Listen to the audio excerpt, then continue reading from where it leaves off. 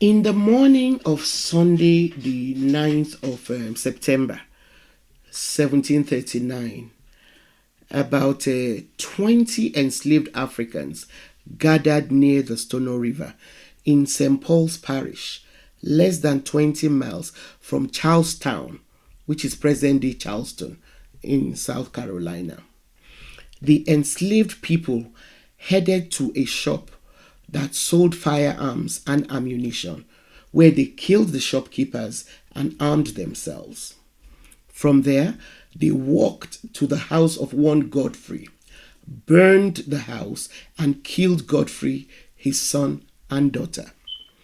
They then continued marching, carrying banners that proclaimed liberty. They kept shouting the word liberty as they marched.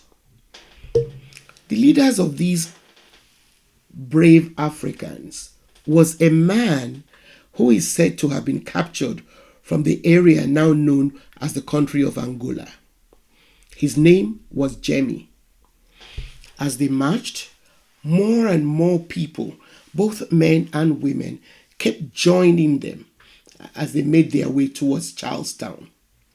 By the evening of that day, their number was around 100.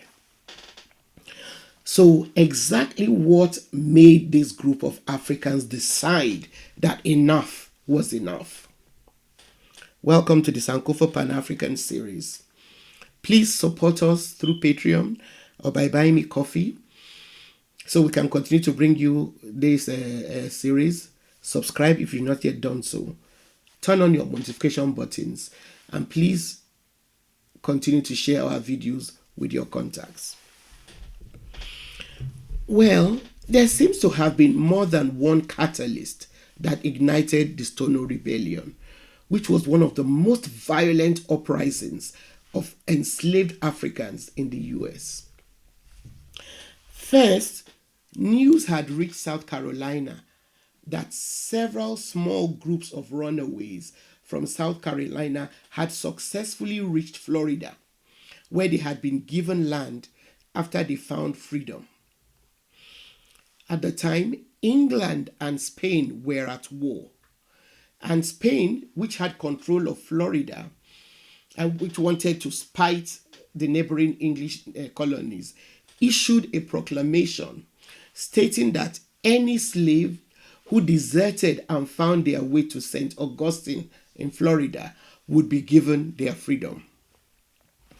The rebels believed that if Spain won, then the Spanish would be in a position to honor their promise that those of them who escaped and got to St. Augustine would be granted that freedom. Certainly, the promise of freedom must have influenced the potential rebels and made them unwilling to continue to accept their situation. The rebels also believed Spain's promise because an epidemic had disrupted the English colonial administration in Charlestown. So it seemed ready for plucking. Also, as the population of enslaved people in South Carolina had continued to grow, the white colonies became fearful that they might overthrow them. So they began to draw up a Negro Act that would limit the already limited privileges of slaves. As such, in the middle of August, preceding the Stono Rebellion, a Charlestown newspaper announced that a Security Act would be enacted because the white people were scared of just such an insurrection. The Security Act mandated all white men to carry firearms to church on Sundays, because before then, white people did not carry their guns to church. Anyway, anyone who did not comply with the new law by September the 29th of that year would then be subjected to a fine. So it is apparent that some of the rebels could read and write because they carried banners declaring their liberty. They were also not simply blood hungry people, because they took the trouble to spare some white people who must have been benevolent to black people. For example, as they continued to head south, when they got to a tavern called Wally's Tavern, because the innkeeper was kind to his slaves, his life was spared. Some enslaved people actually went to the trouble of protecting their masters, even though they still joined the rebellion. By the end of the day, they had almost reached the Edisto River, but one lieutenant, Governor Bull, had escaped to alert other white people. By the late afternoon of the second day, close to 100 armed white people had set out after them. But unlike the rebels, the white attackers did not discriminate.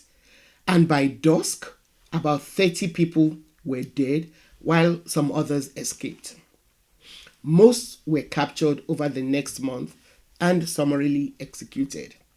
Others were captured over the following 6 months, but one of the rebels even managed to elude capture for about 3 years. The Security Act, which had already been proposed, was very quickly finalized and approved after the Stono Rebellion.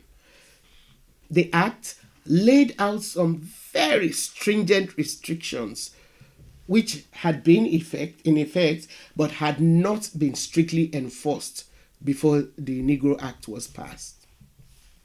Enslaved people were thereon prohibited from growing their own food, or assembling in groups, learning to read and write.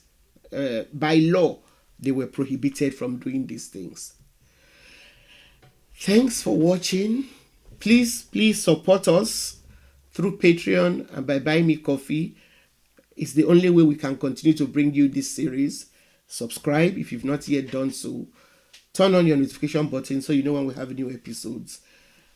Don't forget to share our videos with all your contacts, and please keep those comments coming. They help us shape, the episodes that we're doing. Thank you.